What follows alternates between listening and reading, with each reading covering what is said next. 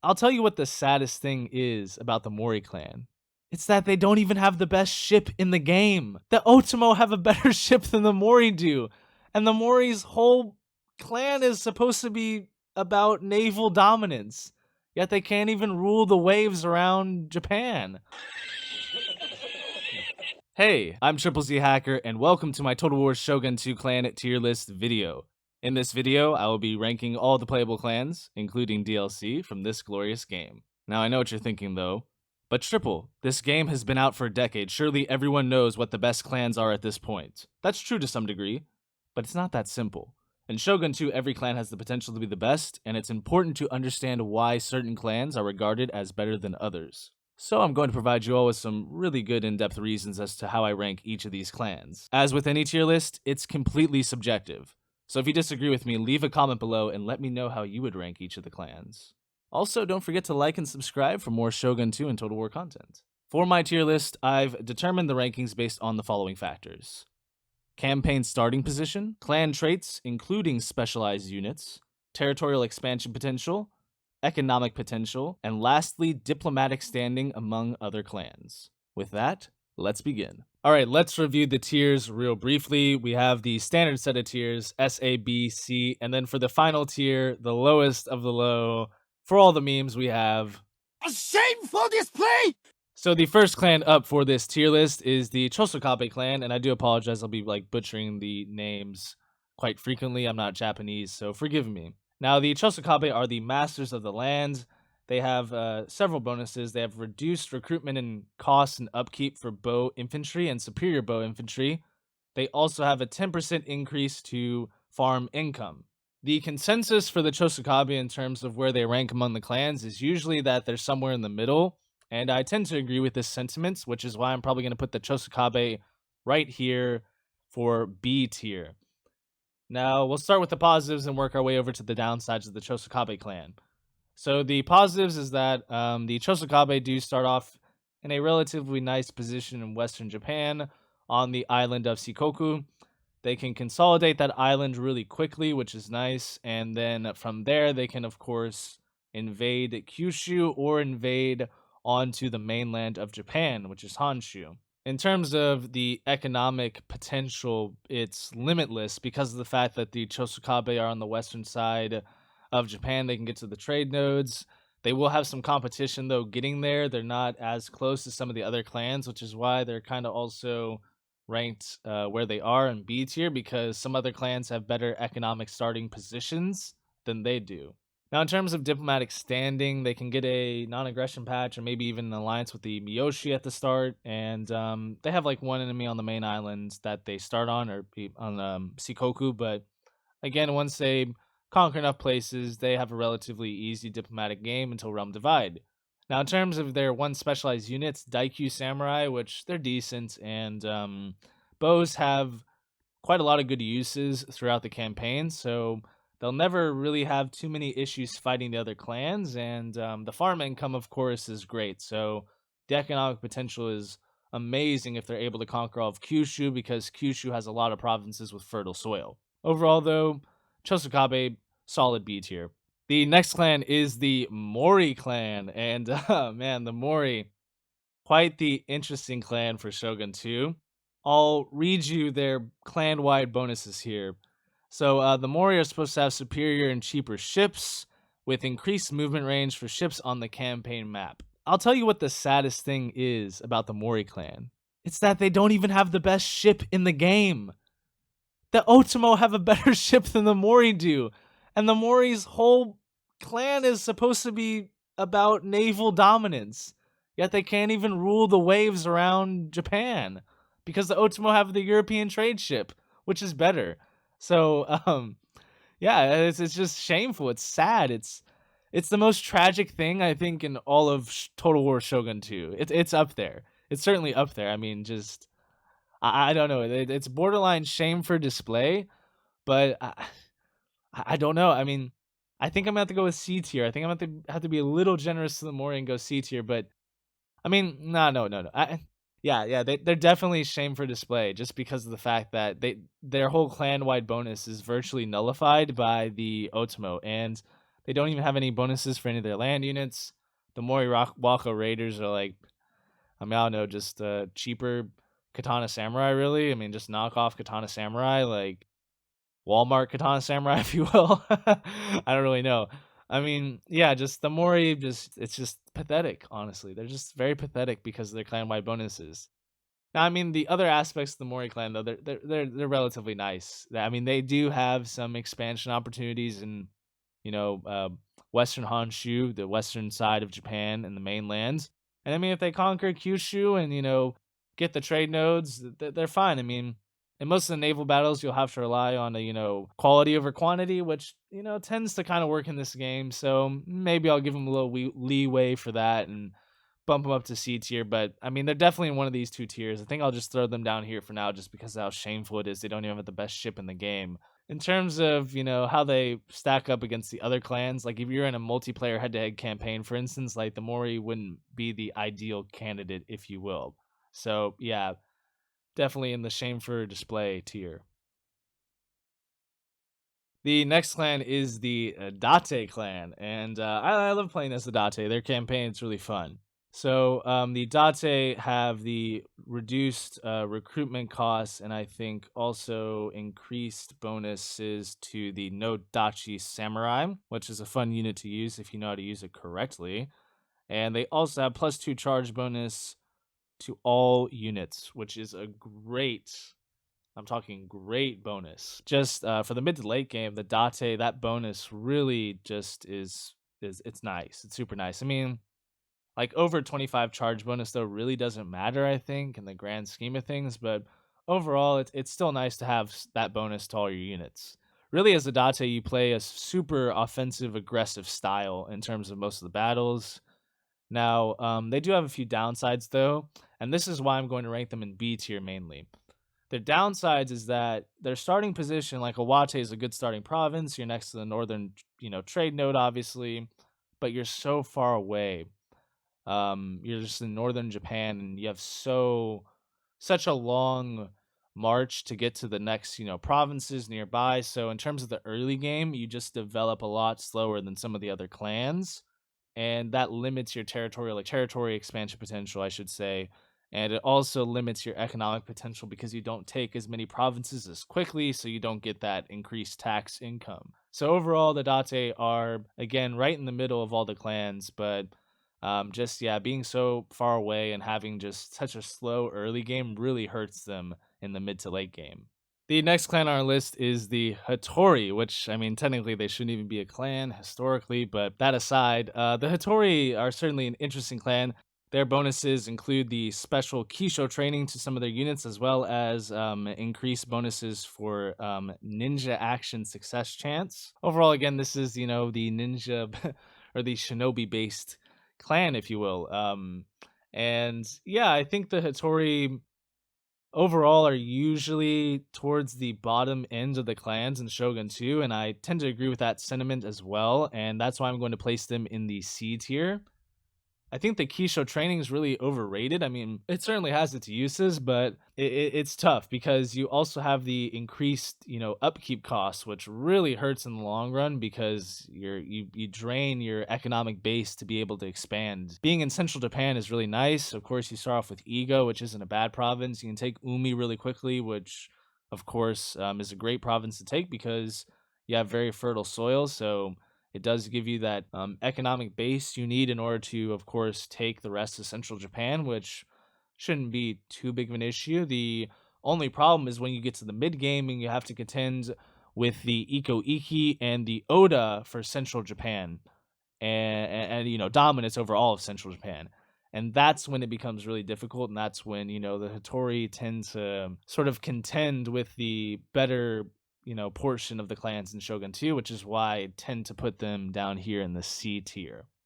Overall, though, still a really fun campaign to play. Kisho Ninja's not really the greatest specialized unit either, because I think the developers also messed up their stats. So the Kisho Ninjas for the Hattori are actually worse than the other Kisho Ninjas of, say, like the Mori, Date, or Chosokabe. So again, just too many downsides for a clan with it's really a shame that they're fun to play as, but it's just, yeah, it's just a shame. The next clan on the list is the Hojo clan, and the Hojo once again have the two bonuses where they have cheaper and superior siege units. They also have reduced, I think, repair cost and building to main castles. And the siege units are relatively good. Fire rockets are amazing. Firebomb throwers are underrated, I think. Although I also tend to rank them low myself, but when used properly and in certain situations, they can be really, really helpful. They also, the Hojo, have a pretty good starting position. They, of course, control the gold province to the south of the main islands, and they also have Sagami, which starts with a blacksmith. So I think it's Izu as well as the gold province. So two really great starting provinces. And they also start off pretty good diplomatically. They can get an alliance really quickly with the Takeda. They can also ally themselves with the Imagawa if they wish to do so. So again, the Hojo have a pretty solid game in terms of the campaign at the start. They can also expand eastward with relative ease against the Satomi and the Satake. There are a few downsides though. I mean, their Hojo hand mortars are just lackluster, not really worth the hype. The Hojo just are they're relatively considered in the middle of the clans, and I would say that they do belong above the Date. I'm putting them in B tier. Yeah, just in terms of some of the other clans, they just don't match up really well. It's a really long time to get the fire rockets. Of course, you have to research far into the technology and get into the late game. And I mean, you don't really tend to use like the other siege weapons like the trebuchets or catapults, those sorts of things too often because you don't really need them in sieges because you can just take settlements the first turn you begin besieging them in Shogun 2. So overall, Hojo are in the middle of the pack, still a really fun clan to play as though in campaign. The next clan we have is the Iko Iki, and they really shouldn't be a clan either, for historical accuracy's sake. But regardless, they're still a really great, fun clan to play as. Now, they do have the challenge, though, of the religious differences. They are of the Eco faith, so that, of course, in terms of their diplomatic standing, poses a huge downside. So that's the first, major challenging aspect for their campaign. In terms of the bonuses they of course have the increased unit size for all their Ashigaru. They can get the Lone Sword Ashigaru as well, which is really nice early game unit. They get of course the different unit roster with the Naginata Warrior Monk Cav. They also get the Ronin instead of the Samurais. So the Ronin are okay. I think they're a little cheaper, but their stats are just a little worse. Not too noticeable of a difference, but I mean, they might be slightly better. I think as well. I think they might be slightly better actually. But yeah, the Ikoiki have two really great starting provinces. They have Ichizen and Kaga. They're both excellent because they have really great soil. So of course you get increased income. They also have a craftswork and a blacksmith. So you're able to, of course, get really good bow Ronin, and you're also able to get Ashigaru and later, Ronin with increased melee attack or defense because of the blacksmith. So overall, I'd say the Ikoiki are one of the better clans in this game, actually. I mean, they do have a lot of enemies, but it is Total War, so diplomacy is a bit shabby to begin with. And I'm throwing them in A tier for now. You could make an argument they belong in S tier because of the eco revolts with their monks and the ability for the generals to, of course, convert provinces really quickly. So you could make an argument because of that broken mechanic that they belong in S tier. I'm going to place them in A tier for now, but they definitely could be bottom of S tier as well. But I'm going to place them in A tier just because they have so many enemies at the start in the early game. You could mess up and suddenly you're at war with like 4 clans at the same time, which is not fun. But yeah, Ikoiki, A tier, solid A tier, maybe top A tier even.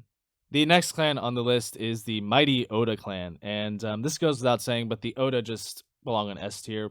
It's pretty much a consensus at this point, and there's several reasons why they belong there, and they're very important to understand. The first is that their clan bonuses for the increased morale and also cheaper recruitment costs and upkeep for Ashigaru, insanely good. Because in the early game, the Oda dominates. And much like, historically, Oda Nobunaga was the first unifier, in Shogun 2, the Oda are just able to gobble up provinces at ease at the start, and you can expand really, really quickly, like rapid expansion, almost blitzkrieg esque, if you will. Um, and their starting position in Owari, I mean, it's a great province to start in because you have the fertile soil, so the economic base to fuel the war machine is there.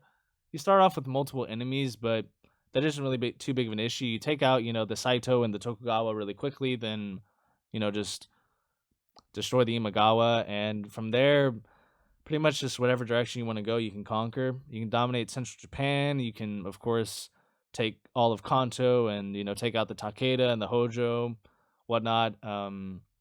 You pretty much just rely on quantity versus quality, and I mean the entire game. You can have all Ashigaru armies. Once you get the Oda Long Yari Ashigaru, I mean Yari Wall is just so great, and you of course adopt early modern warfare, pike and shot warfare, stuff like that. So the Oda are arguably the best clan in the game, just because of how great their early game is and just how many units they can just pump out over time, like almost USSR like style, if you will.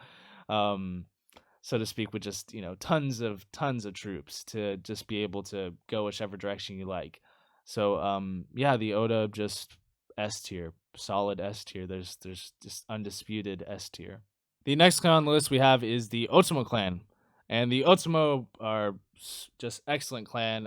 They do also have the problem with the Ikuiki though. They have the religious differences because they are the Christian clan, and the Shinto Buddhist of Japan despise the Otomo. So the Otomo, in terms of diplomatic standing, starts off in a terrible situation. Now, in terms of economic and territorial expansion potential, though, it's excellent because they're on the island of Kyushu. And if you dominate all of Kyushu and take all the provinces, you will make an insane amount of money, especially if you get the trade nodes as well. They also have the best ship in the game, as I mentioned earlier. And their unit roster is incredible.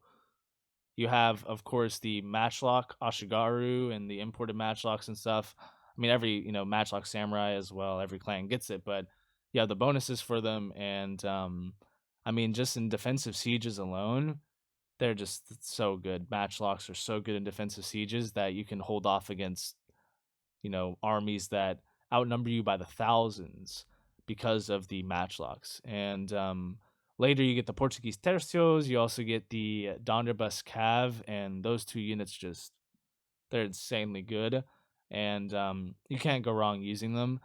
So the Otomo arguably have the best roster in the game, and especially in the late game, the Otomo can be very dangerous and can certainly dominate Japan if they're able to consolidate their power on Kyushu and get through the early game. So overall, I would say the Otomo certainly up S tier, if not high A tier. I think for now, I'm going to place them high A tier, right beside the Ikuiki. I mean, you can make an argument maybe the Ikuiki belong ahead of them just because of the starting situation or something. So I might do that. But the Otomo, last thing I'll say about them is they do have the missionaries as well. So they're able to, of course, incite Christian revolts and, have sort of, you know, Christianize Japan that way as well by spreading revolution.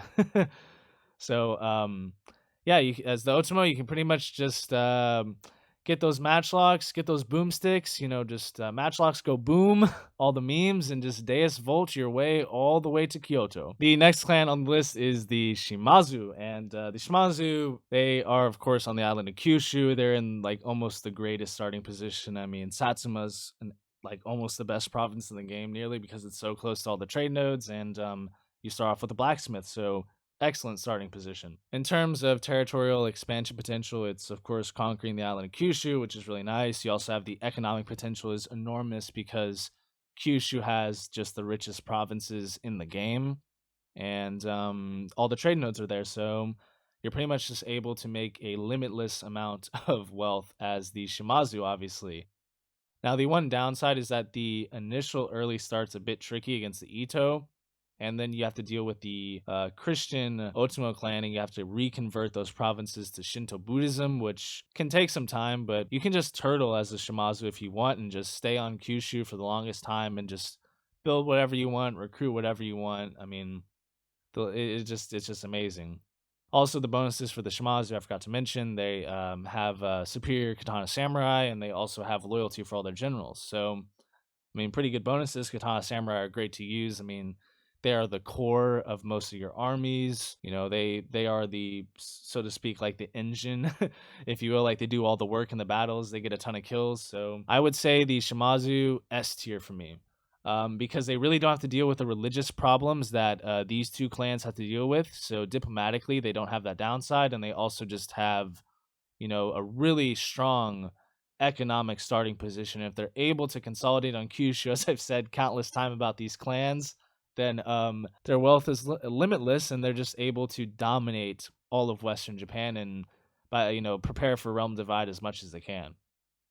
The next clan we have on the list is the Takeda clan, and I love the Takeda, however you pronounce it. Personally, I love Cav units in Total War, so I'm a Medieval 2 fanboy at heart, and I love the Takeda.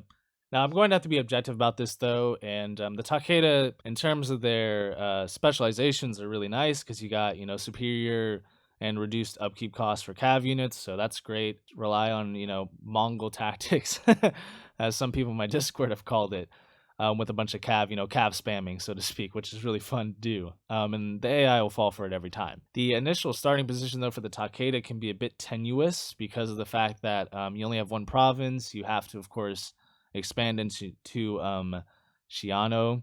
You do, however, have some allies in the Hojo and the Imagawa, thus securing your southern flank, which is really nice because it gives you room to just expand to the north.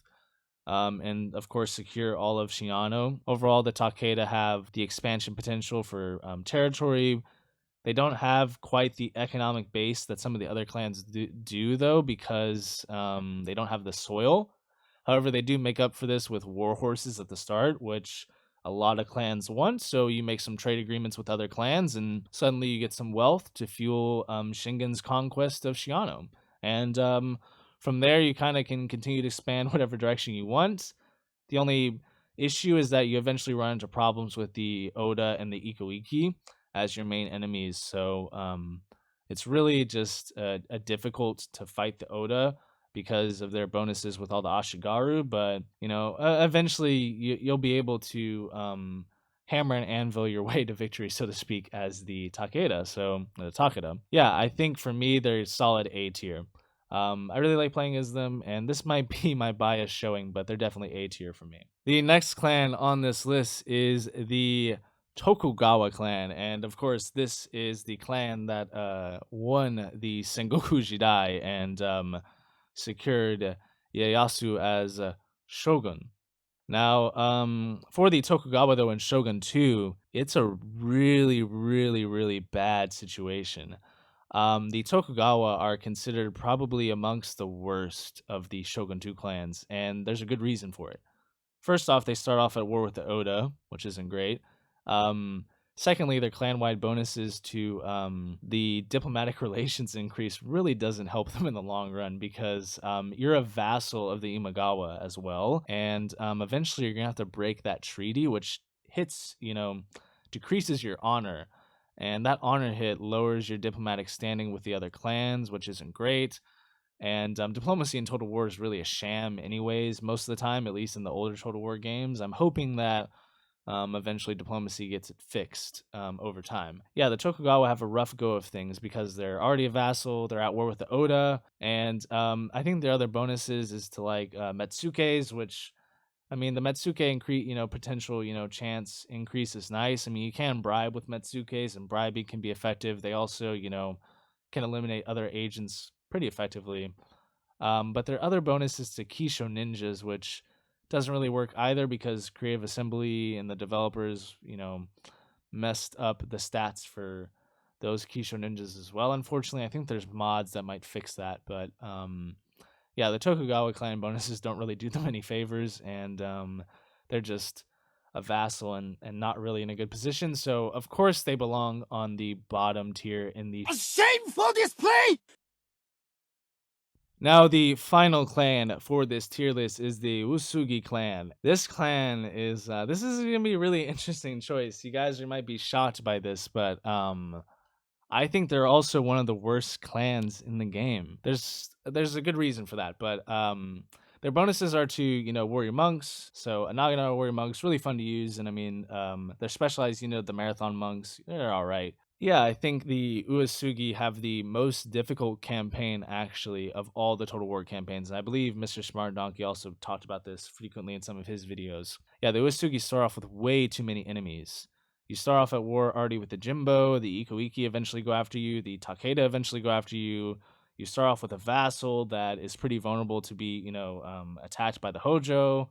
So you pretty much just start off already going to war with several clans early in the game, and you're not able to really consolidate your position.